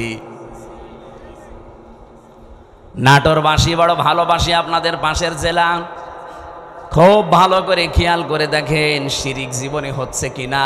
বলতে পারেন যে না, আমার জীবনে শিরিক নেই। কে বলেছে আপনাকে? শিরিকের এক কথায় জবাব হচ্ছে আল্লাহ যেটা পারে ওইটা অন্য কেউ পারে, এই কথা বিশ্বাস করার নাম শিরিক। বলেন এবার আপনার জীবনে আছে কিনা? আল্লাহ যেটা পারে পৃথিবীর অন্য কেউ এটা পারে, এই বিশ্বাস করার নাম, বলেন বলেন আপনি দেখেন তো আপনার ভেতরে আছে কিনা। সন্তান দিতে পারে কে? পৃথিবীর অন্য কারো ক্ষমতা আছে? সে মরা পীর হোক আর জীবিত পীর হোক। এমনকি কত মানুষ দেখি জেনে কি না জেনে করে আমি জানি না, আমার এসে বলো হুজুর আপেল পড়িয়ে দিন। কেন? সেদিন বগুড়াতে পেয়েছিলাম, এক লোক এসে আপেল নিয়েছে, বলছে হুজুর আপেল পড়িয়ে দিন। কেন? বলছে আমার বারবার 4টা মেয়ে হয়েছে, আমি খুব আশা করি আছি এবার যেন ছেলে হয়। আপনি এমন আপেল পড়বেন যেন এবার ছেলে হয়। আপেল পড়িছিলাম, সূরা ফাতিহা দিয়ে ফু দিয়ে ফেলে দিলাম। আপেল কই? ফেলে দিস। ফেলে দিলেন মানে? আরে ভাই, আপেল পড়ে যদি ছেলে হয় তা আমার 3টা মেয়ে হইতো না? আমার তো আগে ছেলে হইতো। ম্যাডামরা শুধু আপেল খাওয়াতাম। কি বিশ্বাস মানুষ! আমির হামজা না, আমির হামজার বাবা আপেল পড়লে ছেলে হবে? বলেন, এটা দেওয়ার দায়িত্ব কার? এর একচ্ছত্র মালিকানা অন্য কাউকে আল্লাহ দেয়নি। একটা একটা করে আমি কয়েকটা বলবো শুধু শিক্ষার জন্যে। 2 নম্বরে, আল্লাহ যেটা পারে ওটা অন্য কেউ যেহেতু পারে না, আর কেউ যদি মনে করে যে অন্য কেউ পারে তাহলে সে শিরিক করলো। আর শিরিক করলে সে কি? বলেন বলেন। মুশরিকের জন্য জান্নাত হারাম, জাহান্নাম ওয়াজিব। মুশরিকের কাছে খারাপ লাগবে আল্লাহর বিধানের কথা কায়েম এ কথা বললেই। এ কথাগুলো কার? একটাও কি আমি বানিয়েছি? না, সব দলিল দিয়েছি। কিন্তু আমি সূরা শুরার 13 নম্বর আয়াতের শেষের দিকে, সূরা মায়েদায় আছে, প্রত্যেকটা আয়াতে আল্লাহ সাজিয়ে দিয়েছেন একটা একটা করে। সূরা ফুরকানের 23 নম্বর আয়াতে আছে। এই জন্য বাড়ি যে আয়াতগুলো মিলিয়ে দেখবেন আপনার ভেতরে যেন শিরিক চলে না আসে। আমার এবার প্রশ্ন 2 নাম্বার, এই জমিন বানিয়েছে কে? এখানে অন্য কারো হালকা কোনো সাহায্য আছে? না। আপনি হিন্দুকেও জিজ্ঞাসা করেন, উনিও বলবে জমিন আল্লাহ বানিয়েছে। আল্লাহ যদি নাও বলে ভগবান বানিয়েছে। তো ওরা যাদের ভগবান বলে আমরা আল্লাহ বলি, জিনিস একই। ওরা হয়তো ওই বাপ দাদার নিয়ম নীতি মেনে আসতেছে, এই জন্যে সরাসরি বলতে পারে না। এই দিন জমার নামাজ পড়িয়েছি কুষ্টিয়ায়, ওখানে 100 ঘর হিন্দু, কয়েক ঘর মুসলমান একটা মসজিদ বানিয়েছে। ওরা মন্দির দেখাতে নিয়ে গেল। বড় বড় যারা মানে হর্তা কর্তা সব এসে বলছে আপনার ওয়াজ আমরা শুনি। ওয়ালা ইনসা আলতাহুম মান খালাকাস সামাওয়াতি ওয়াল আরদা লা ইয়াকুলুন্না আল্লাহ। হে নবী, আপনি যদি আবু জেহেলকেও জিজ্ঞাসা করেন আসমান জমিন কে বানিয়েছে, ও বলবে আল্লাহ বানিয়েছে। তো ওদের ভেতরেও দেখলাম হ্যাঁ এরকম একটা পরিবেশ আছে, কিন্তু মুখ ফুটে বলতে পারছে না। সবার ভেতরে আমার আল্লাহ আছে, কিন্তু এই মানুষটা হয়তো তার পরিবার অথবা তার সমাজের কারণে মুখ ফুটে বলতে পারে না। যাদের বিবেকটা কাজে লেগে যায় ওদেরকে আর থামাতে পারে না। সেদিন যশোরের এক কলেজের অধ্যাপক হিন্দু, ওনারে বলেছিলাম যে স্যার আপনি তো BCS ক্যাডার, আপনার জ্ঞান আছে আমি জানি, আপনি আমার ধর্মীয় গ্রন্থ কোরআন আরবিতে পড়ার দরকার নেই, আপনি পড়তে পারবেন না। আপনাকে আমি ইংরেজি ভার্সন দিচ্ছি অথবা বাংলা, একবার বুঝে বুঝে পড়াটা পড়বেন। 3 মাস সময় দিয়েছিলাম যে 3 মাস পরে আপনার সাথে আমি দেখা করব। 3 মাস পরে দেখি আল্লাহর বান্দা নিজের থেকেই মুসলমান হয়ে গেছে। এজন্য বিবেক যদি হালকা কাজে লাগে ওরে আর আপনি ধরে রাখতে পারবেন না। কারণ পৃথিবীর মানুষ সবাই জানে যে পৃথিবীর সব ধর্মগুলো ভুয়া ধর্ম, বানানো ধর্ম, শুধু ইসলাম আল্লাহ পাঠিয়েছেন। এই জন্য অন্যান্য ধর্মে যারা আছে বাইরের দেশগুলোতে গেলে আমি দেখেছি খ্রিস্টানদের সাথে আমি কথা বলেছি, ইহুদিদের সাথে বসে কথা বলেছি, ওদের চেহারা দেখলে আপনি জীবনও টের পাবেন না যে ইহুদি। আমার তো আর জুব্বা কত বড়, আমার চাইতে বড় জুব্বা গায়ে দেয়। আমার তো আর দাড়ি কয়টা, আবার দাঁড়িয়ে পর্যন্ত মাথায় পাগড়ি বাঁধা। ওর স্ত্রীর সাথে আছে 5-6টা ছেলে মেয়ে, হাত মোজা পা মোজা পরা। দেখলে মনে হবে যে জিবরাইলের ছোট ভাই। নাম জিজ্ঞাসা করি যখন, তখন টের পাই যেত ইহুদি। যেই বলে যে আপনার নবীর নাম কি, বলে জোসেফ। জোসেফ মানে মোসা। ইহুদি মোসা আলাইহিস সালামের অনুসারী দাবি করে। এই তখন বসি আরে তো মুসলমান না, জোসেফ বলছে মানে মোসা নবীকে মেনে চলে ওরা, যদিও মোসা কেউ মানে না। খ্রিস্টানদের সাথে দেখা হয়েছিল আমেরিকায়, জিজ্ঞাসা করলাম ভাই ইংরেজিতে হ্যালো ব্রাদার, ওনারে আমি যত ভালো প্রশ্ন করলাম একটা একটা করে। প্রথম প্রশ্ন ছিল যে আপনার হোয়াট ইজ ইয়োর নেম। ওনার নাম বলার পরে আমি টের পেয়েছি যে না এ মুসলমান না। কারণ ইহুদির নামের সিরিয়াল আমি জানি, খ্রিস্টানদের নামের সিরিয়াল আমি জানি, বৌদ্ধদের নামের সিরিয়াল আমি জানি। এর নাম শুনলেই বুঝি। যখন বলে যে আপনার নবীর নাম কি, হোয়াট ইজ ইয়োর প্রফেট, ও তখন বলছে আমার নবীর নাম হচ্ছে যিশু। যিশু মানে ঈসা। বলেন তো এই যে মানুষগুলোকে প্রথমে দেখলে আপনি জীবনও সাইন করতে পারবেন না। এত সুন্দর চেহারা, ধবধবে ফর্সা, দাড়ি মানে পাগড়ি এবং জব্বা গায়ে, বিশাল সাদা জব্বা গায়ে। স্ত্রীর সাথে আছে, একেবারে চোখও দেখা যায় না, হাত মোজা পা মোজা দেওয়া। বাস্তবতা যেটা আমি এখান থেকে নিয়ে আসতে পারি, ওই মানুষগুলো আজ মুশরিক, ওই মানুষগুলো আজ শিরিক করছে। শুধুমাত্র যদি বিবেকটা একটু কাজে লাগাতো এই পৃথিবীর কোনো ধর্মে মানুষ থাকা সম্ভব না ইসলাম ছাড়া। খালি বিবেকটা মানুষ কাজে লাগায় না, এই জন্য বিভিন্ন ধর্মে প্রায় 4,500 ধর্ম এখন দুনিয়ায়। কত? 4,500। বাইরের দেশগুলোতে গেলে এগুলো আরো বেশি দেখা যায়। মালয়েশিয়াতে আমি যে বিশ্ববিদ্যালয়ে গিয়েছিলাম ওখানে 120টা দেশের ছেলে মেয়েরা পড়ে। আপনি চিন্তা করতে পারেন 120টা দেশের মানুষ ওখানে পড়ে, তাহলে এক একজনের ভাষা এক একটা। 120টা ভাষায় তারা কথা বলে আলাদা আলাদা, কিন্তু নিজেরা যখন কথা বলে আমাদের সাথে তখন ইংরেজিতে বলে। আমি মালয়েশিয়া ইন্টারন্যাশনাল ইসলামিক ইউনিভার্সিটি যেটা এটা আমাদের কুষ্টিয়া ভার্সিটির চাইতেও প্রায় অন্তত 15-20 ডবল বড় হবে, এত বড় বিশাল এরিয়া। বাসে করে গাড়িতে করে যাওয়া লাগে এক ক্লাস থেকে আর এক ক্লাসে। আমি যাদের সাথে ঘুরছিলাম থাইল্যান্ডে বাড়ি কয়েকজনের, রাস্তায় ঘুরছি রাত তখন প্রায় বাজে রাত 2টা।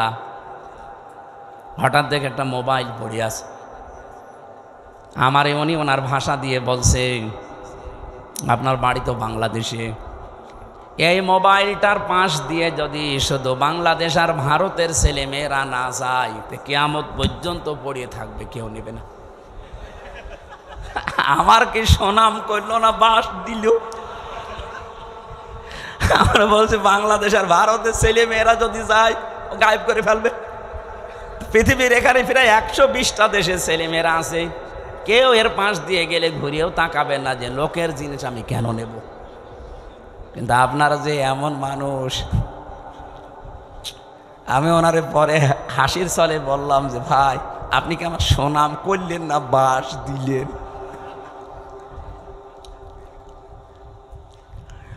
আমি যে কথা তুলেছিলাম আজ বিবেকটা কাজে লাগিয়ে একটা বিসিএস ক্যাডার মাত্র 3 মাসের ভেতরে, উনি আরবিও পড়ে নাই, শুধু বাংলা আর ইংরেজি ভার্সন পড়ে অলরেডি মুসলমান হয়ে গেছে।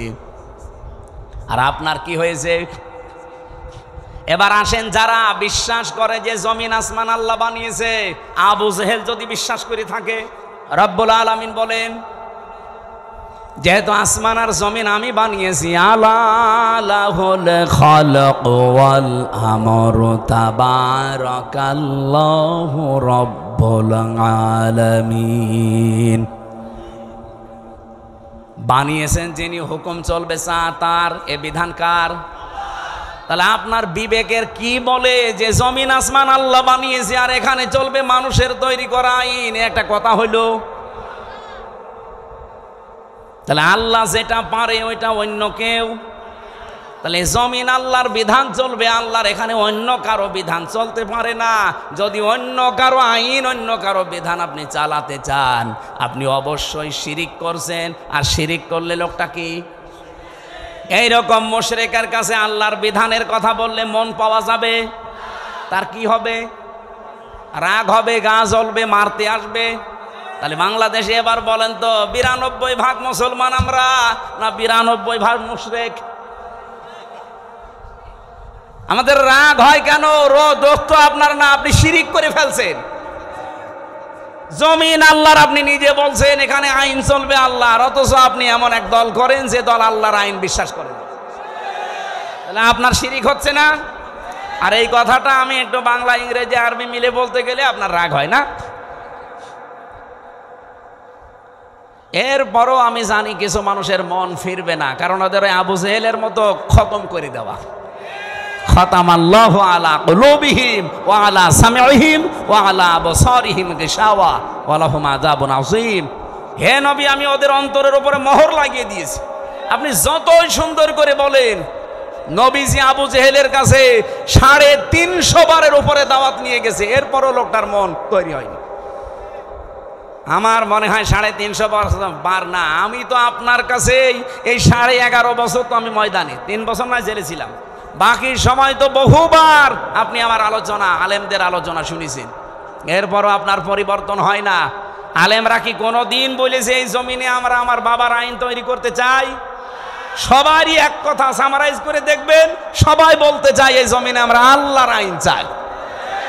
এইটা শুনলে যদি কারো রাগ হয়, সে যেন বিশ্বাস করে তার দ্বারা কোনো না কোনো ভাবে শিরিক হচ্ছে, আর শিরিক হলে সে লোকটা মুশরিক, এই জন্য তার গা জ্বলে। এবার কার খারাপ লাগবে এবার আপনি নিজে মিলিয়ে নেন, আপনি কি আসলে মুসলমান না মুশরিক?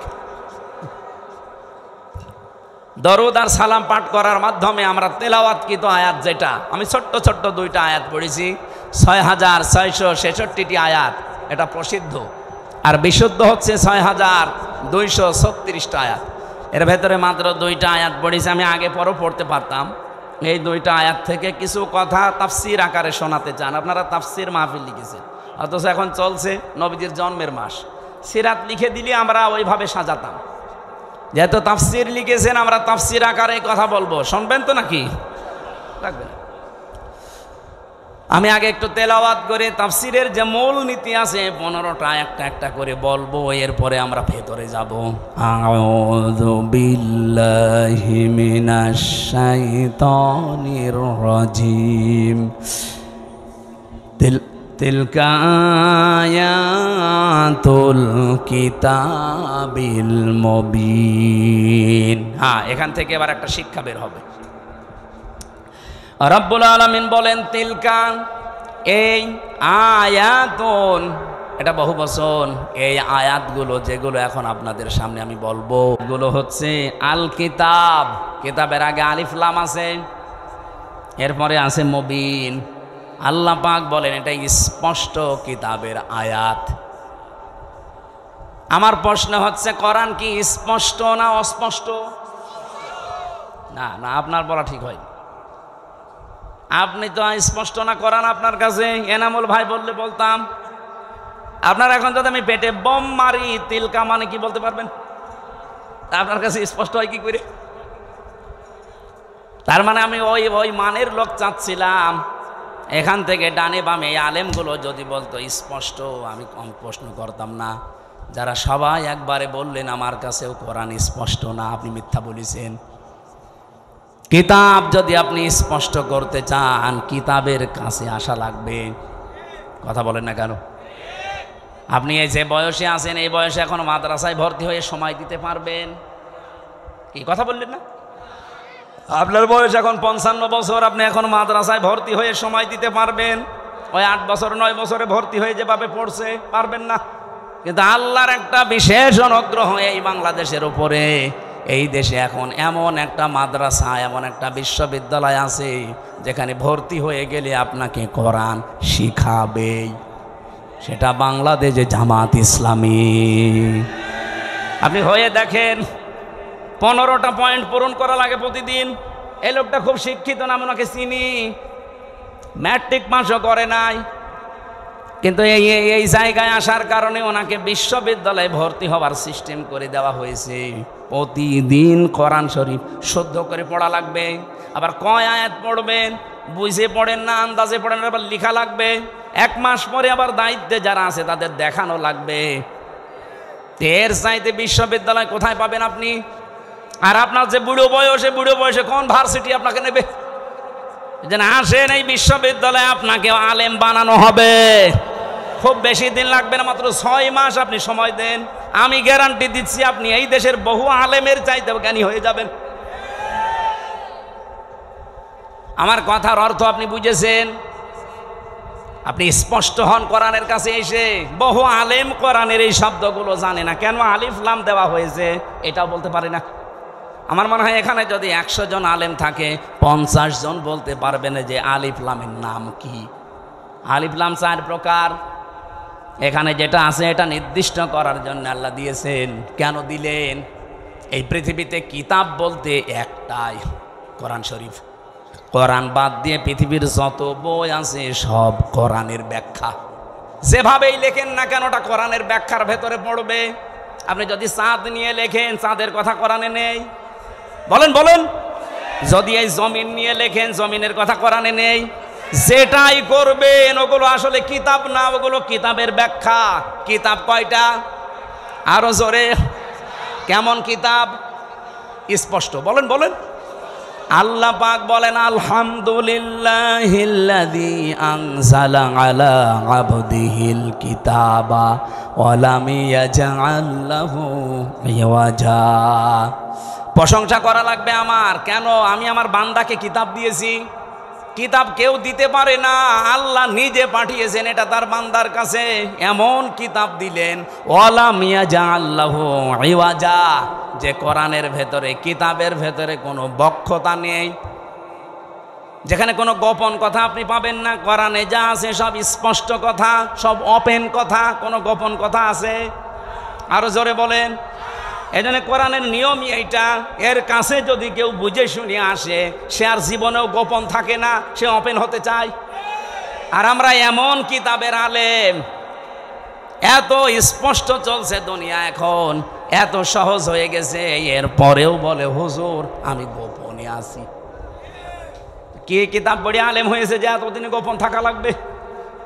হযরত ওমর যেদিন শুধু কোরআন পড়েছিলেন সূরা তাহা, সঙ্গে সঙ্গে তিনি ওপেন হয়ে গেছেন। আর আমরা এমন হুজুর সারা জীবন তো গোপনে আছি, এখন একটা সুযোগ এসেছে তাও বলছে গোপনে আছি। ও মনে হয় কিয়ামতেও গোপনে থাকবে। আরে ভাই, আপনার কাছে কি মনে হয় এই যে সুযোগটা আল্লাহ তৈরি করে দিয়েছে, দলে দলে মানুষ পালে পালে? আমি তো সারা বাংলাদেশের 630টা থানা ঘুরছি, সারা দেশ আমার এই হাতের ভেতরে। আমি তো দেখতে পাচ্ছি অবস্থা কি। জোয়ার যা উঠেছে, আমার বিশ্বাস ইসলাম এবার সংসদে যাবে। আপনি যতই ষড়যন্ত্র করেন জীবনও ঠেকাতে পারবেন না। বিভিন্ন ষড়যন্ত্রের কথা আসবে, কিন্তু এগুলো মোকাবেলা করার জন্য আমরা দায়িত্ব দিয়েছি একজনকে। কে? আল্লাহুম্মা ইন্না নাজআলুকা ফি নুহুরিহিম ওয়া নাউযু বিকা মিন শুরুরিহিম। আমার জেলখানার 3 বছরের তাহাজ্জুদের নামাজের দোয়া ছিল এটা। আল্লাহ, ইসলামের বিরুদ্ধে, আমার বিরুদ্ধে এই দেশে যারা ষড়যন্ত্রে মেতে আছে, আমি তো পারলাম না, তোমাকে দায়িত্ব দিলাম এদের ষড়যন্ত্রের বিরুদ্ধে, তুমিই যথেষ্ট। আল্লাহ পারবে না ইনশাল্লাহ? উনি যে পারবে তার প্রমাণ জাহাঙ্গীরনগর, যেখানে টয়লেটের ভেতরে নামাজ পড়া লাগতো ইশারায়, সেখানে আজ আল্লাহু আকবার ধ্বনি উঠতেছে। সুবহানাল্লাহ বলতে পারেন না? সংসদেও ইনশাআল্লাহ আল্লাহু আকবারের ধ্বনি এবার যাবে। এখনো যারা আলেম, যারা ইমাম, যারা খতিব, এরা যদি বলে যদি আমি ইসলামের পক্ষে কাজ করি আর ইসলাম যদি এবার না যায় তাহলে আমার ইমামতি থাকবে তো? আরে ভাই, আপনি ইমামতি নিয়ে আসেন, ইমামতি থাকবে না মানে? শুধু ইমামতি থাকবে না, ওই কমিটির উপরে আর নির্ভরও করা লাগবে না। ইসলাম গেলে আপনার বেতন দেওয়া হবে রাষ্ট্র থেকে। পশ্চিমবঙ্গে আমি বেশি থাকতাম আগে, কারণ এই সমস্ত জায়গায় তো আল্লাহর ওলিরা আসতে দিত না। তখন ওই জায়গায় থাকতাম পশ্চিমবঙ্গে। পুরা এলাকা আমি এই বাংলাদেশের মতো চষেছি, ওই পশ্চিমবঙ্গ পুরাটা মমতা ব্যানার্জি। ওই দেশের ইমামদের সাথে, খতিবদের সাথে মিলে দেখলাম আর একটা হিন্দু দেশ, অথচ ওখানে ইমাম, মুয়াজ্জিন, খাদেম আর খতিব 4 জনের বেতন দেওয়া হয় রাষ্ট্র থেকে। মমতা ব্যানার্জি একটা হিন্দু মহিলা, সে যদি বেতন দিতে পারে ইমামদের, খতিবদের, মুয়াজ্জিনদের, আর আমরা ইসলাম নিয়ে গেলে ইমাম, মুয়াজ্জিন, খাদেম, মাদ্রাসা, মসজিদ, আলেম ওলামার বেতন রাষ্ট্র থেকে দিতে পারবো না? শুধু যে টাকা পাচার হয়েছে ওইটা নিয়ে আসতে পারলে তো কিয়ামত পর্যন্ত বেতন দেওয়া যাবে। আপনি জানেন কত টাকা পাচার হয়েছে? এক দরবেশ 36,000 কোটি টাকা পাচার করেছে। 36,000 কোটি। আমার মনে হয় আমার মতো হামজারে কিয়ামত পর্যন্ত গুনতে দিলে আমি গুণে শেষ করতে পারবো না। একজন দরবেশই যদি এই করে, তাহলে যারা ধরবেশ ওরা যে কি করেছে। সেদিন মনে হয় সিঙ্গাপুরে ছিলাম, যে হোটেলে উঠেছিলাম না, মালয়েশিয়া, 118 তলা হোটেল। আমি আর এক হোটেলে, আমি বললাম এত জায়গা এত দূরে আমারে দেখিয়ে না, আমার কাছে দিন। ওই হোটেলটাও 75 তলা। 75 তলার উপরে উঠে আমি জানালা খুলে দিয়েছি, আমার মনে হচ্ছে যে একটা জান্নাতের মতো বাতাস আসতেছে। ওখান থেকে বললাম একটু নিচে যেয়ে দেখি তো খাবার পাওয়া যায় কিনা। নিচে যেয়ে নামলাম, নেমে দেখি 2 জন বসে বসে, রাত 2টা বাজে চা খাচ্ছে। আমি চেহারা দেখে বুঝে ফেলেছি। আমি যে সালাম দিলাম, আসসালামু আলাইকুম, ও তো বলবে যে ওয়ালাইকুম আসসালাম না, বলছো হুজুর আমরা আগে পালিয়েছি। আরে একটা সালামের জবাব হইল? আমি দিলাম আপনার সালাম আর আপনি বলছেন আমরা আগেই পালিয়েছি। কি বলেন আপনি? না, ওই 4 তারিখে দেখলাম যে ভালো না, চলে এসেছি। তাই আপনি এই হোটেলে আছেন, অথচ আপনার তো শুনেছি যে 620টা বাড়ি। কত? 620টা বাড়ি ওর। না না, ওই যে ভূমি মন্ত্রী ছিল যেটা, সাইফুদ্দিন জাবেদ নাকি না, ওর সাথে আর এক শয়তানও আছে। বলছে হুজুর আমার সাহেব পাড়া আছে মালয়েশিয়ায়, আমার কানাডাতে বাড়ি আছে বেগমপাড়া, লন্ডনে আছে, এই যে এখানেও আছে পাশের রাষ্ট্র সিঙ্গাপুরে, কিন্তু আমি যেতে পারি না। এই দেশে 20 লাখ বাঙালি থাকে, আমি যদি বাইরে যাই আমার ভত্তা পানি থাকবে। খুব গোপনে আছি, নামি না। এই যে রাত 2টো বাজে নেমেছি, আপনি আমার জন্য দোয়া করে। দোয়া আপনার জন্য আসবে? কি দোয়া করব? এখন দোয়া করলে তো বদ দোয়া হবে। আপনি কি করেছেন? 620টা বাড়ি মানুষ বানায়, আমার একটা বাড়ি, তাই আমি মনে হয় বছরে 2-3 মাস থাকতে পারি, বাকি সব সময় রাস্তায় থাকি। আপনি কবে থাকবেন বাড়িতে? এই জন্য এদেশের আলেম ওলামারা এখনো যে ভয়ে চিন্তায় আছে। কোনো ভয় নেই, আপনার কোনো চিন্তা নেই। ইসলাম এবার আসবেই, আর আপনারা সবচাইতে বেশি সুযোগ সুবিধা পাবেন, সে কওমি বলেন, আলিয়া বলেন, খারেজি বলেন, যাই বলেন। কিন্তু কিছু আলেম নামধারী এদেরকে এই বাম আর রামরা এখনো পর্যন্ত পেছনে লেগে আছে। জামাত ইসলামী বাংলাদেশের বিপক্ষে একটা কথা লাগিয়ে দেন, এরা আসলে নাকি মাদ্রাসার বেতন বন্ধ করে দিবে। এটা শয়তান বিশ্বাস করবে? এটা আপনার কথা না, আমরাও জানি। আপনাকে দিয়ে রাম আর বামরা বলাচ্ছে।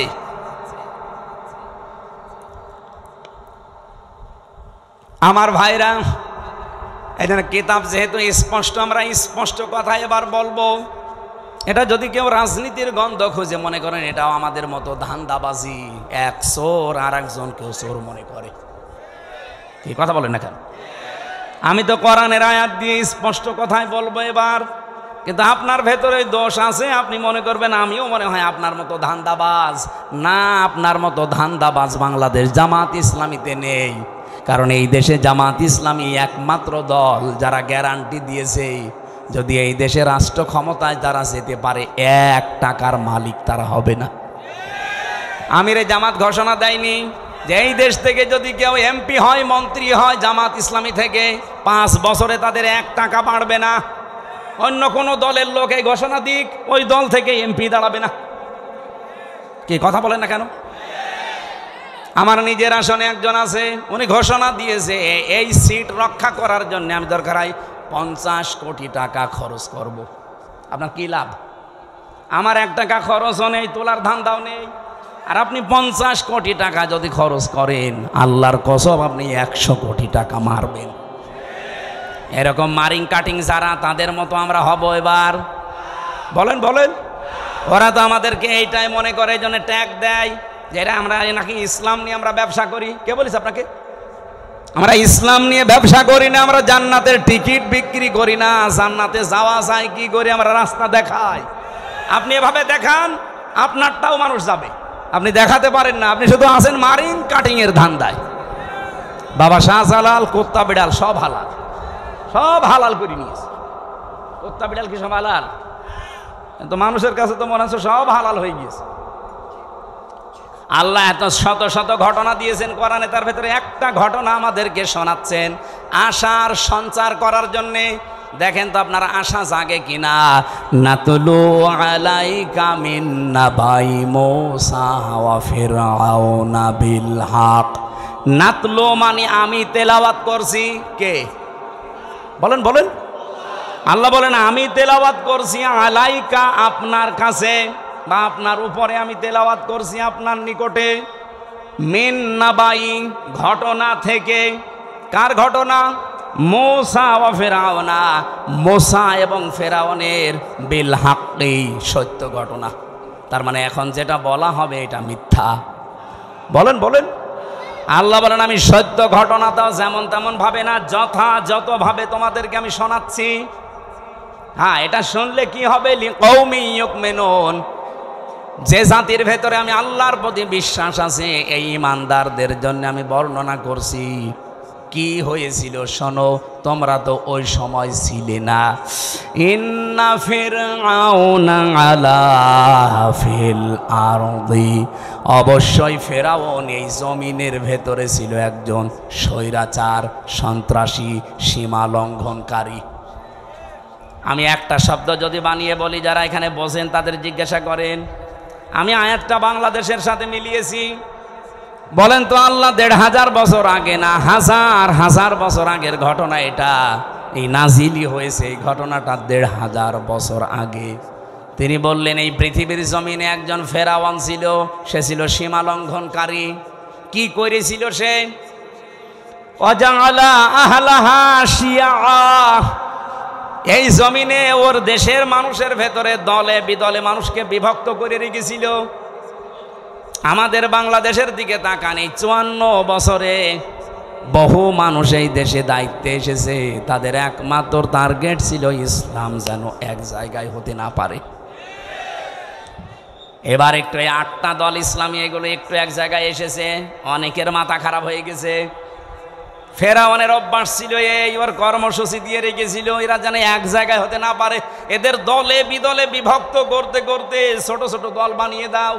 এ বাংলাদেশে এমনও দল আছে, উনি সভাপতি, ওনার ছেলে সেক্রেটারি, আর কেউ নেই। কি আমি বানিয়ে বললাম?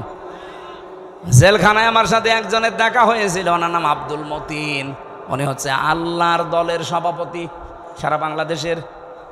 ওনারে বললাম যে ভাই আপনি তো সভাপতি, সেক্রেটারি কে? বলছে আমার ছেলে। আর লোক বলছে আর কেউ নেই। ওইটাও একটা দল, আল্লাহর দল।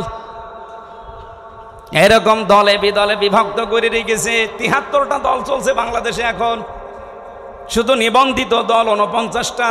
বাংলাদেশে আরো যেগুলো আছে আমি সেদিন হিসাব করে দেখলাম ৭৩টার উপরে। তাহলে এই যে ফেরাউন এই কাজ করেছিল হাজার হাজার বছর আগে, আর এই লেডিস ফেরাউনও আমাদেরকে দলে বিদলে বিভক্ত করে রেখেছিল এই কয় বছরে। ফেরাউনের সাথে দেশের কাজ মিলছে না। ফেরাউনের কাজ আর একটা ছিল, ইস্তাদিফু তাইফাতাম মিনহুম ইউযাব্বিহু আবনাহুম ওয়া ইস্তাহয়ী নিসাহুম। ওই ফেরাউন দুর্বল করে রেখেছিল এই দলে দলে বিদলে বিভক্ত করে। ওই দেশে পুরুষদেরকে সে মেরে ফেলতো আর মেয়েদেরকে সে বাঁচিয়ে রাখতো। এর দুইটা অর্থ হতে পারে, হয়তো সন্তান হত্যা করেছিল লাখের উপরে, আপনারা জানেন। পুরুষদেরকে মেরে ফেলার অর্থ কি?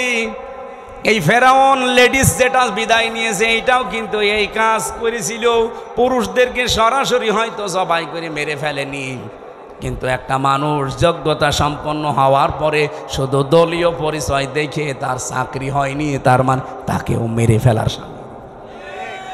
আমি কথা বোঝাতে পারিনি?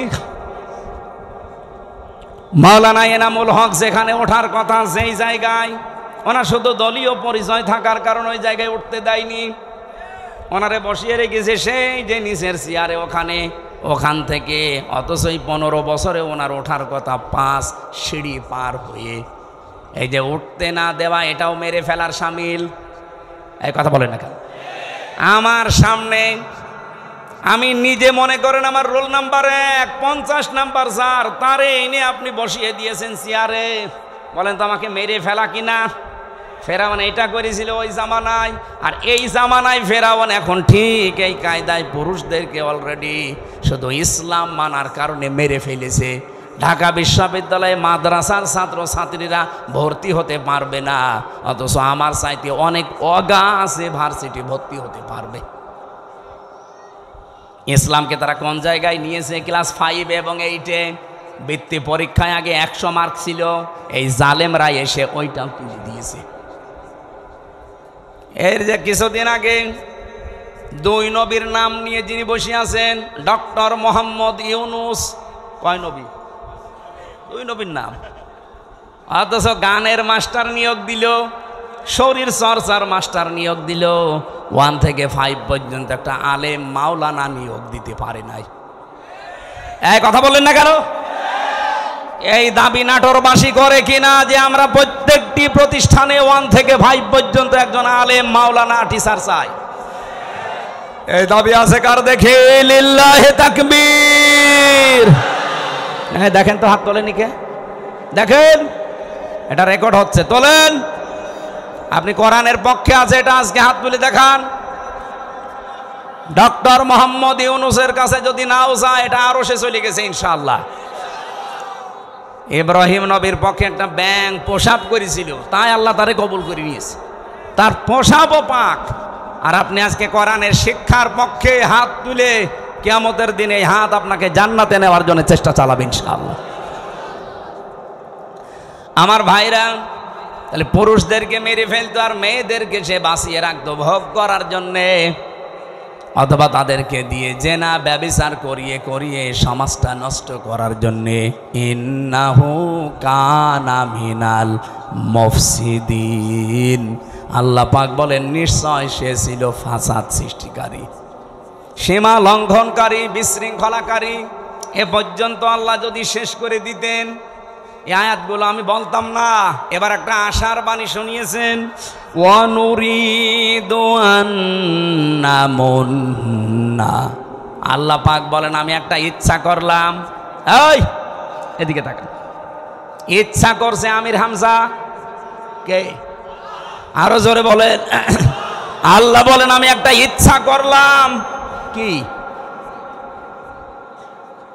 আন্না মুন্না, আমি অনুগ্রহ করব, দয়া দেখাবো, আলাল্লাযিনা, তাদের উপরে,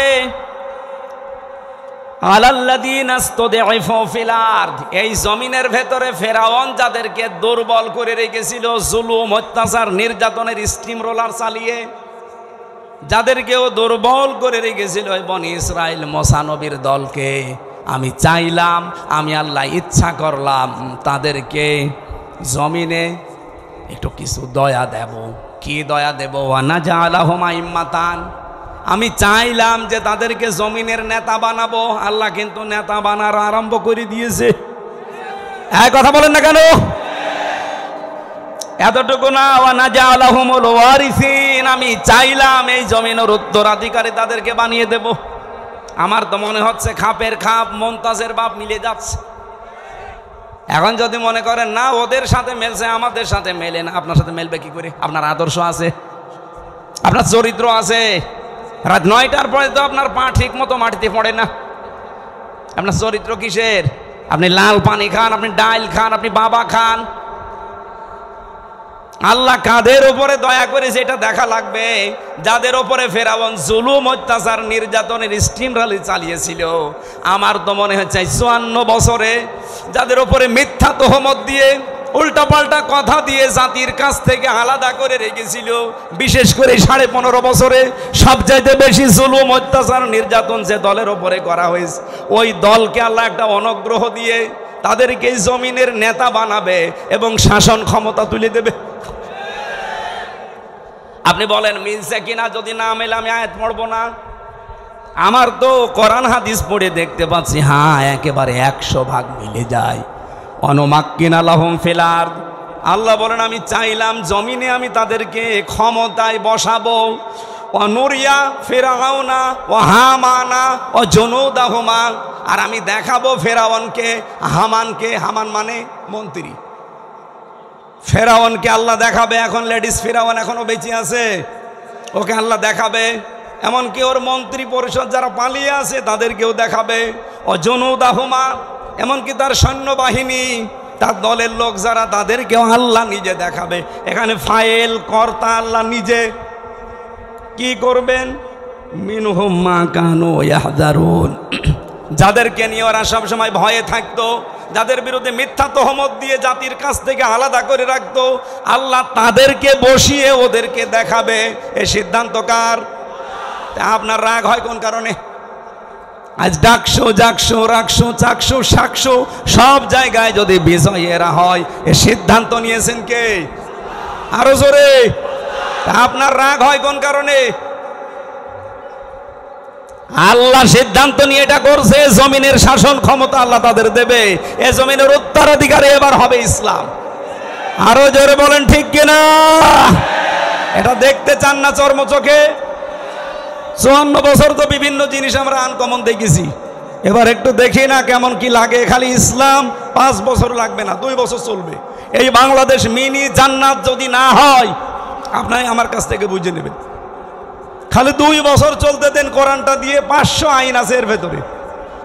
151 জন যদি এবার যেতে পারে না কোরআন বুকে নিয়ে, এদেশ ঠান্ডা করতে কাউকে লাগবে না, 151 জনই যথেষ্ট। এক এক অধিবেশনে একটা একটা করে আইন পাশ হবে, আর বাংলাদেশের মানুষের ভাগ্যের চাকা খুলে যাবে। মালয়েশিয়ার মতো দেশ 2004 সাল থেকে 21 বছরে তারা দাঁড়িয়ে গেছে, আর আমরা 54 বছরে দাঁড়াতে পারি নাই, শুধু এই ডাকাতদের কারণে। 1628 জন মানুষ এখন দায়িত্বে আছে। এই মানুষগুলো হযরত ওমরের মতো বানিয়ে দেন, আল্লাহর কসম এই দেশটা মিনি জান্নাত হয়ে যাবে। প্রশাসনের উপরে যেই মানুষগুলো এখন দায়িত্বে আছে, এদের উপরে যে বৈষম্য চলছে, ইসলাম আসলে এটা প্রথম দূর করা হবে। এই যে পুলিশের 2,13,000 পুলিশ আছে। আগের জামানার কথা বাদ দিলাম, জালেমদের সময়, এখন প্রায় 2 লাখ পুলিশই অন্তত ভালো, 13,000 একটু খারাপ আছে। এরপরও ওরা যে বাম হাতের ইনকাম করে, শুধু দোষ ওদের না। আমরা কোরআনে কারিমকে এবার যদি সত্যি জায়গা মতো নিয়ে যেতে পারি, সর্বপ্রথম হাত দেওয়া হবে এই দেশের প্রশাসনে। ওদের প্রথম কাজ হবে ওরা মেনে চলবে ওদের আইজির কমান্ড। বাংলাদেশে কোনো নেতা খেতা কোনো নেত্রীর কথা ওদের শোনা লাগবে না। 2 নম্বরে 8 ঘন্টা ডিউটির পরে যেই কয় ঘন্টা ওরা ডিউটি করে জনগণের জন্য ওভার টাইম হিসাবে মাস শেষে বেতন দেওয়া লাগবে। 3 নম্বরে এই যে আজ নাটোর নলডাঙ্গা থানা থেকে এটা কয় কিলো জানি না আমি, কয় কিলো, 4 কিলো, এই 4-4-8 কিলো পথ ওরা এখানে এসেছে, এখানে থাকবে সারাদিন। মনে করেন সে দুপুরবেলা এসে এগুলো দেখছে, ওদের খাবার দাবার নাস্তা, এরপরে এই যাওয়া আসার যে বিল, এগুলো কিন্তু ওদের নিজেদের পকেটের টাকা, ওই যা বেতন পায় ওখান থেকে কেটে নেয়, ওখান থেকে খরচ করে। অথচ ওর ওপরে ওর মা বাবা স্ত্রী সন্তান সবগুলো ডিপেন্ডেন্ট। কথা বলেন না কেন? তো ও কি করবে? ওই 32,000 টাকা দিয়ে যখন চলে না তখন ওই মাম হাতের ইনকাম করে, আর তখন ওদের খারাপ বলি। একটা মানুষ খারাপ হয় কেন? ওই রাস্তাটা বন্ধ করে দেন, ও খারাপ হবে না। পুলিশ যদি এখানে কেউ থাকে আপনি তারা জিজ্ঞাসা করে দেখেন, আজকে যদি সে দুপুরে এখানে এসে থাকে, খাবার খাওয়া, চা নাস্তা খাওয়া, যাওয়া আসার সব বিল ওর পকেটের, কেন? ও কি ওর বাবার কাজ করছে না আমাদের কাজ করছে? যে সমাজের কাজ যখন করবে এই বিল সমাজের অথবা সরকারের দেওয়া লাগবে না? এটা দেওয়া হয় না। এরকম প্রত্যেক জায়গায়। আমি যে ওসিকে পড়াতাম কুষ্টিয়ায়, সেই 11 সালে ওনার বেতন ওই সময় মনে হয় কত 42,000 টাকা ছিল, আমার সঠিক মনে নেই। 42,000 টাকা বেতন, অথচ ওনার বউ আর মেয়ে আর ছেলে 3 জন ঢাকাতে যে ফ্ল্যাট নিয়ে থাকে, 52,000 টাকা বেতন। তো কি ফেরেশতা জিবরাইল দিয়ে যাবে? এই কারণে শেষে একটু এদিক এদিক করে বলতে, হুজুর দোয়া করেন আল্লাহ যেন মাফ করে দেয়। আমরা এবার আর দোয়া না, এবার একেবারে এই যে 151 জন যদি যেতে পারে, একটা একটা করে আইন পাশ হবে, আপনারাও শান্তিতে থাকবেন। প্রশাসনে হোক, বিচার ব্যবস্থায় হোক, ইসলামী অর্থনীতিতে হোক, সবাই আমরা এই দেশটাকে সাজিয়ে নিতে চাই। সুতরাং এই দেশে আর চাঁদাবাজি হবে না, এদেশে মানুষ মার্ডার হবে না, ধর্ষণ বললাম না, সব নদশ বন্ধ হয়ে যাবে। আল্লাহ রাব্বুল আলামিন এরকম একটা পরিবেশ আমরা চাই না। মেয়েরা যারা এসেছে তাদের সম্মান দেবেন, কারণ এই পৃথিবীতে আল্লাহ যখন কারো উপরে রাজি হয়, খুশি হয়, তখন তার বাড়িতে একটা মেয়ে পাঠায়। সুতরাং আমার প্রতি আল্লাহ খুশি হয়েছে আমার বিশ্বাস, কারণ তিনটা মেয়ে আল্লাহ আমাকে দিয়েছেন। এই 3টা মেয়ের উপরে যদি আমরা দায়িত্ব পালন করি, 1 নম্বরে তাকে পেয়ে খুশি হওয়া, 2 নম্বরে তার ভালোবাসা আদর করা, তার পেছনে খাওয়া দাওয়া করানো যে খরচ আছে, 3 নম্বরে তাকে দিনের শিক্ষা দেওয়া, 4 নম্বরে সৎ পাত্রে পাত্রস্থ করা। বাকি 3টা আমি আদায় করে অলরেডি ফেলেছি, 4 নম্বরটা বাকি আছে। যদি আমি করতে পারি, নবীর হাদিস যে এই মেয়েটাই আমাকে জান্নাতে পৌঁছিয়ে দেবে ইনশাআল্লাহ। যাদের মেয়ে আছে তারা খুশি না বেজার? খরচ করছেন তো, দিন শিক্ষা দিচ্ছেন, সৎ পাত্র থেকে পাত্রস্থ করবেন, যার বাম হাতের ইনকাম আছে নাকি। আল্লাহ আমাদের তৌফিক দিন। রাত গভীর হয়ে গেছে। মেয়েদের আরো বিস্তারিত বলতে পারতাম, আমার গলা ব্যথা করছে। মেয়েদের এই বইটা লিখেছি আমি। দাম্পত্য জীবনে যে মারামারি, গন্ডগোল, কলহ, খালি ঝগড়া, এটা মেটাতে হয় কি করে, এখানে 120 পৃষ্ঠা আছে। দাম্পত্য জীবনে কলহ এবং তার সমাধান, এটা একটা মেয়েদের জন্যে, একটা ছেলেদের জন্যে, আর এইটা শুধুমাত্র মেয়েদের জন্যে। এই আদর্শ নারী এই স্টেজের পেছনে আছে বা গাড়িতে আছে, যাওয়ার সময় নিয়ে ওনাদেরকে পড়াবেন। আশা করছি পরিবারে শান্তি ফিরে আসবে। আল্লাহুম্মা আমিন। লা ইলাহা ইল্লা আনতা সুবহানাক ইন্নী কুনতু মিনাজ জালিমিন। এই মোনাজাতটা বসে করেন ভাই, মোনাজাতটা বসে করেন। রাত 11টা 10 বাজে, বসেন মোনাজাতটা বসে করেন।